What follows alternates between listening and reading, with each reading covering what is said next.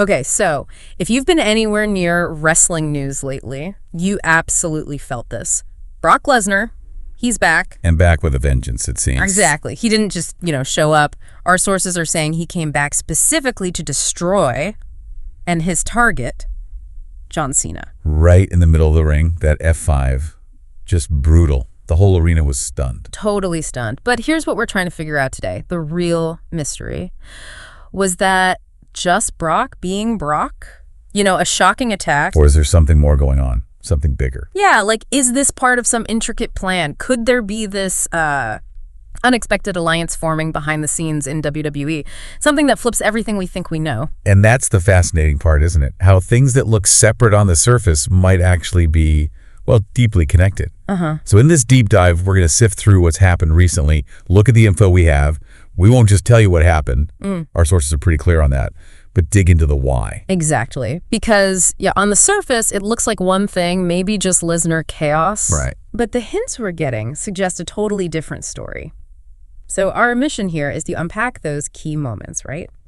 Leading up to Lesnar's return, what happened right after. Look at those interactions, those unanswered questions. Yes.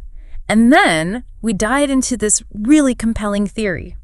This idea of a huge strategic alliance. One that could set up maybe one of the most explosive rivalries WWE has ever seen. It's a big swing, but the pieces might just fit. Okay, let's start with the event itself. That return, Lesnar's music hits. And the place just goes insane, explodes. But like you said, it wasn't just a surprise pop. The sources paint this picture of deliberate destruction. He goes straight for Cena. That F5 wasn't just an attack, it felt like a statement. A declaration, yeah, signaling a major shift. But to really get the weight of that, we need to rewind just a little bit.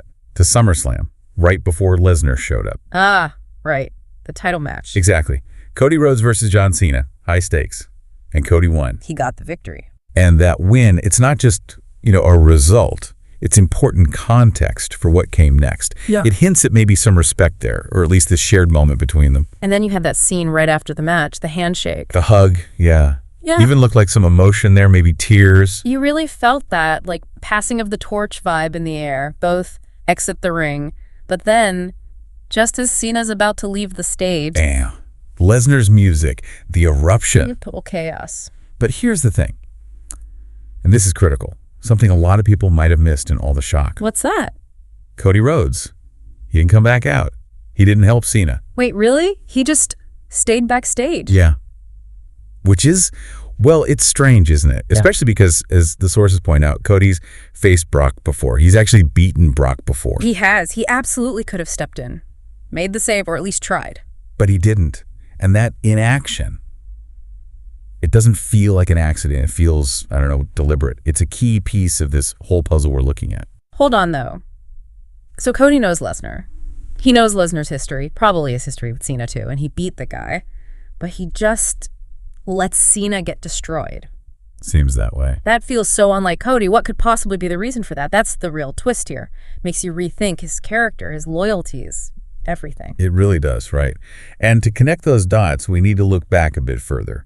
Remember that interaction with The Rock, the final boss? Oh, yeah, the loyalty demand? Exactly. Sources detailed with The Rock basically demanding Cody's loyalty, his soul, even offered him some special gift. And Cody said no. Flat out refused him. Which is crucial. Because what happened almost immediately after that refusal? The consequence. Yeah. The Rock teams up with John Cena. And they just brutally attack Cody Rhodes. Vicious beatdown. Torture, really. So you have that shocking betrayal, that beatdown fresh in your mind, and then Lesnar returns and takes out Cena. The timing is just, it's too convenient to be random, perhaps. So this raises the big question, the core of the theory.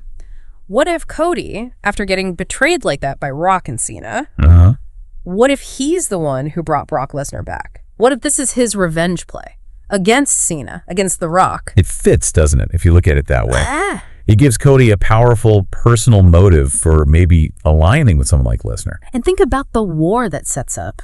If this theory pans out, you could have these two massive teams, John Cena and The Rock, versus Cody Rhodes and Brock Lesnar. Can you even imagine that match? The chaos, the destruction, just the intensity. 4 absolute megastars. It's almost mind-blowing for WWE. And think bigger picture for a second. What could this mean for the overall direction? What if, and this is pure speculation, but what if Triple H planned this all along? Like a master storyline. Yeah, designed not just for one big match, but to take WWE storytelling itself to another level, weaving these threads of betrayal, revenge, loyalty, spanning months, maybe longer. Wow, that suggests some seriously intricate long-term booking. It really does. A very deliberate narrative construction. And man, if this theory actually holds water, we are talking next-level action for sure, but also deeply emotional storytelling, unforgettable battles. It could honestly redefine things. Absolutely. A potentially monumental chapter. So just to recap where we landed today, we've looked at these surprising connections, Lesnar's shocking return, Cody Rhodes is really strange in action. The Rock's brutal betrayal of Cody, And this whole fascinating theory, right? This potential grand revenge alliance, Cody and Brock, that could just completely reshape the WWE landscape. It's pretty incredible how connecting these dots, these pieces from the sources, it shifts your whole perspective, doesn't it? Definitely. What looked like maybe separate shocking moments suddenly seem like they could be layers in a much bigger, much more complex story.